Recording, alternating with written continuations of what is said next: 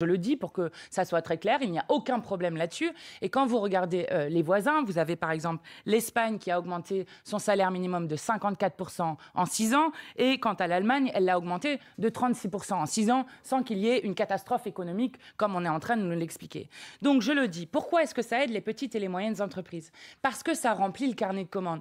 Parce que lorsque vous êtes par exemple une petite brasserie, un petit restaurant, eh bien s'il y a plus de gens qui viennent manger parce qu'ils ont retrouvé un peu de respiration et qui peuvent se faire plaisir à aller une fois de temps en temps au restaurant, eh bien vous pouvez peut-être embaucher un serveur en plus. Vous laissez entendre que c'est par principe qu'ils ne veulent pas augmenter les impôts. J'imagine qu'un chef d'entreprise, peut-être l'avez-vous été, mais je ne crois pas, ni moi ni nous ici, savons mieux qu'eux à quel point il peut être compliqué de gérer au quotidien une affaire, une PME, un restaurant comme vous le dites, et d'augmenter les salaires aussi fortement que vous le souhaitez. Quand vous demandez aux petites et aux moyennes entreprises ce qu'elles veulent, c'est remplir le carnet de commandes, pouvoir travailler. C'est ça qui permet de faire. Je ne dis pas du tout que les petits patrons ne veulent pas augmenter leurs salariés. Je ne le dis pas du tout. Je dis qu'il est possible de le faire. Et nous avons parlé à plusieurs reprises d'une caisse de péréquation pour aider à payer les cotisations entre grandes entreprises et petites et moyennes entreprises. C'est l'État qui abonderait. Non, pour les augmenter grandes entreprises qui abonderaient cette caisse de péréquation.